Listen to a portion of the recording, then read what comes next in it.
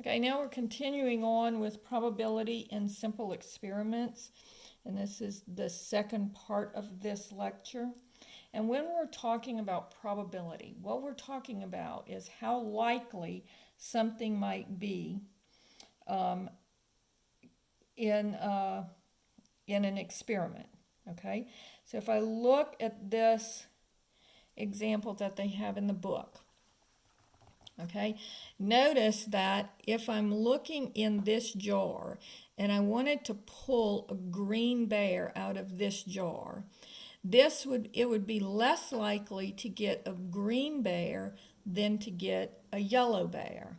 Okay, whereas if I'm pulling a red bear, because there are more yellow bears than green bears, in this one I would be more likely to get a red bear than to get a blue bear, because there are more red bears in this second jar. In the third jar, I would be more likely to get a yellow bear than to get a blue bear, because there are more yellow bears. And then on this one, I would be less likely to get a blue bear than to get a green bear, because there are more green bears. All right? And so that's the type of thing that we're doing with probability. And not only are we going to look and see if it's more likely or less likely, we're also going to look at it and we're going to see, we're going to assign a number to it, okay? Because the probability and of an event, so each different outcome would be called an event. And the events are equally likely and it means what it says. They are equally likely to occur, but we like to say it mathematically. If they occur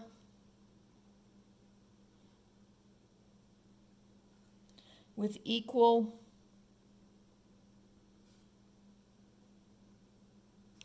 relative frequency. So for example, if you're tossing a coin, it's just as likely to turn up heads as it is to turn up tails. All right, so if you if you flipped enough of them, half of them would be, if you just flipped it a bunch of times, the more you flip it, the more likely you'll have half of them be heads and half of them be tails. Same thing when you're rolling a die. When you roll a die, you have 6 possible outcomes, and you're just as likely to get a 6 as you are to get a 1, okay? And so those are called equally likely events, all right? So the probability of an event occurring, which means the probability of having a specific outcome, is going to be equal to the number of elements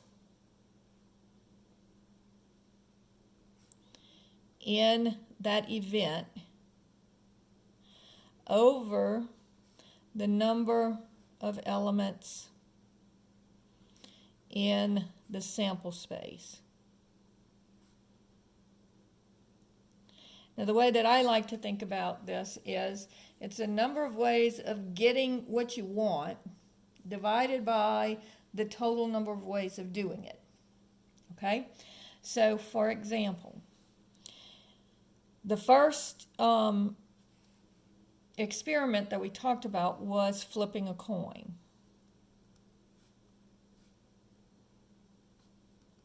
Now, we said the sample space was heads or tails.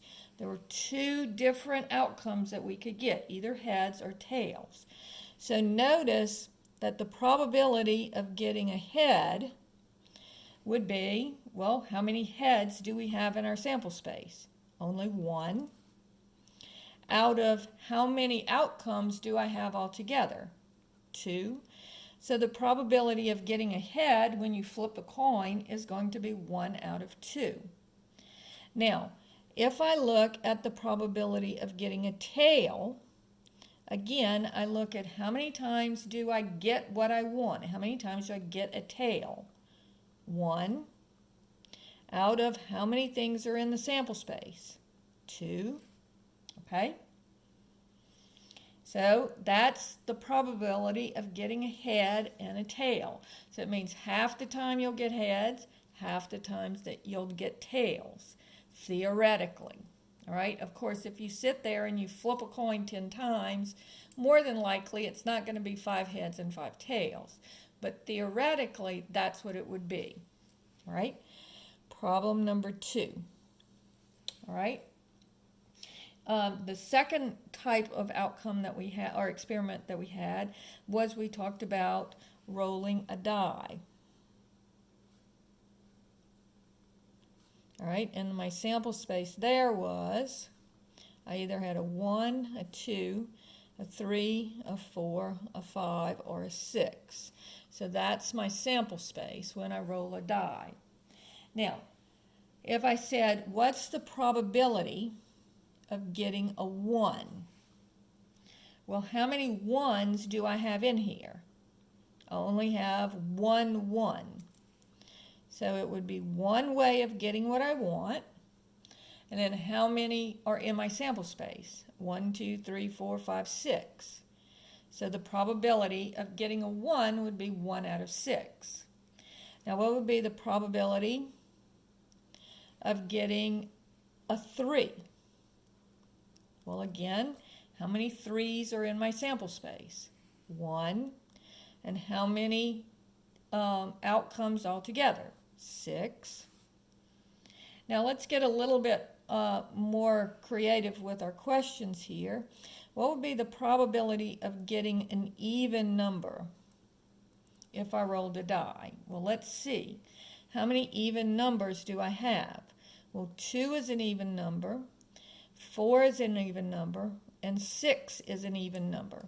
So I'd have 3 even numbers out of 6, and if I reduce that, I get 1/2. So notice on this one, you're getting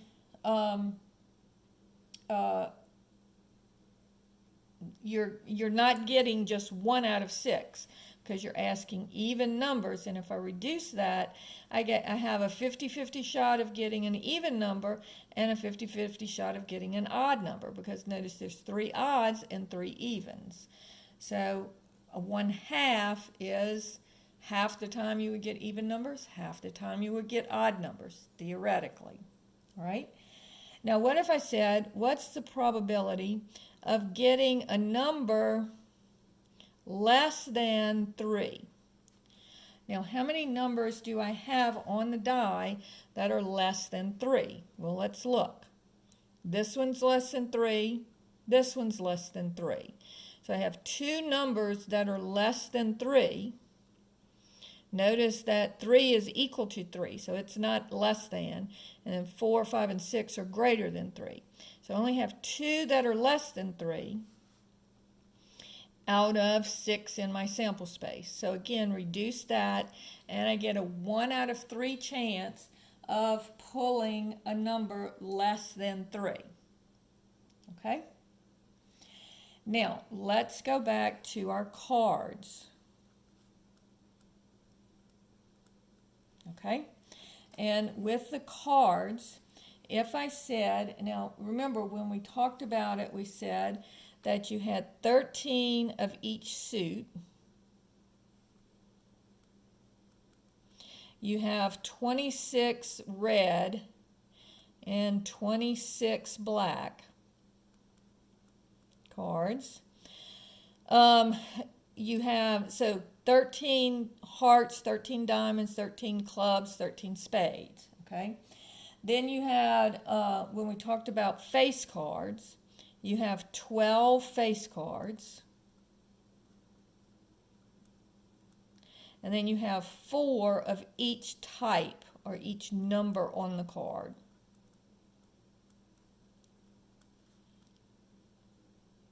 So 4 queens, 4 kings, 4 aces, 4 threes, 4 of each type of card. So those are the things that I'm going to want to know when I'm talking about my cards. So if I said, what is the probability of, and remember, there are 52 cards in the deck. Okay? So I said, what's the probability of getting a red card? Well, how many red cards do we have? 26 of them. And then how many cards do we have in the whole deck? 52. And so if I reduce that, they're both divisible by 26. This would be 1 out of 2, because half of them are red and half of them are black. If I said, what is the probability of getting a face card? Well, how many face cards do I have? I have 12 face cards out of 52. And then they're both divisible. Okay, let's do this the easy way so you see it. They are both divisible by 4, or let's do by 2 to start with, because that's real easy. So this would be 6 out of 26. And then they're both divisible by 2 again. So, divide both sides by, both numerator and denominator by 2. And I get 3 out of 13.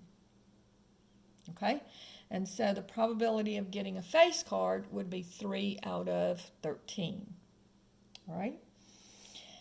The probability of getting a king. Well, there are 4 of each type of card. So there are 4 kings in the deck out of 52. And so this would be 1 out of 13. Because, again, if I divide them both by 4, here I did it by 2 and then 2, so you would see it. But when you divide 52 by 4, you get 13. And that makes sense because 13 times 4, because you have 4 different suits, so 13 of each type of suit times 4 gives you the 52. So this would be 1 out of 13. Okay? So what if you asked, what's the probability of getting a black queen? Okay? Well, how many queens do you have in the deck? You have 4 of them, right? But 2 of them are red and 2 of them are black. So how many black queens do you have? 2 out of 52. So this would be a 1 out of 26 chance of picking a black queen. Okay? And let's do one more with this one. Let's say, what is the probability of getting a diamond face card? All right, now remember, each suit, there are 12 face cards altogether, but each suit has 3, a queen, a king, and a jack. So this would be 3 out of 52. And that does not reduce because 3 does not go into 52. And so the probability of getting a diamond that is also a face card would be 3 out of 52. All right? Now, let's go back to our spinner. Problem number 4. Now, if you remember, our spinner looked like this. So we had a blue, a red, a green, and a yellow. And they all have the same area. It's divided into 4 equal spots. So the events are just as equally likely to get a red as you are to get a blue. So the probability of getting a red would be 1 out of 4. The same thing, the probability of getting a blue would be 1 out of 4. All right? Now, let's say that we have a jar of marbles. Okay, so this was the spinner.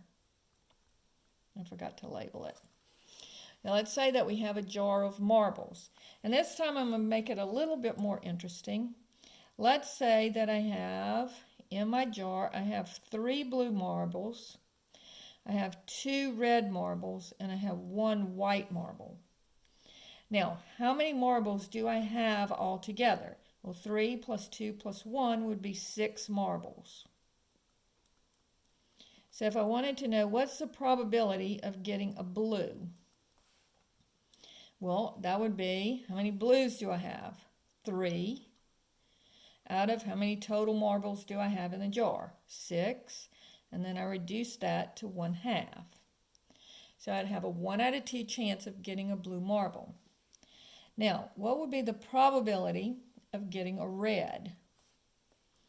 Well, that would be, well, how many reds? 2 out of 6 would be a 1 out of 3 chance of getting a red marble. And then what would be the probability of getting a white marble? So that would be 1 out of 6. Now, what if I asked you, what would be the probability of getting a yellow marble if I put my hand in that jar? Well, how many yellow marbles are in there? 0 out of 6. Because this is called an impossible event. Because I don't have any yellow marbles in the jar, it would be impossible for me to put my hand in there and pick out a yellow marble. All right? Now, what would be the probability of me putting my hand in the jar and getting out a marble? Or getting out a blue or red or white marble?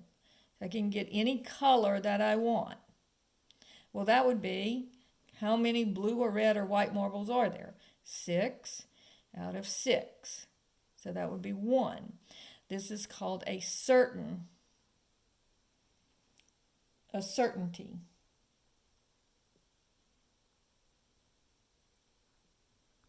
Okay? So if you know that it's always going to happen, that would be a 1. So notice that my probabilities are always going to be between 0 and 1. So probabilities always are between 0 and 1.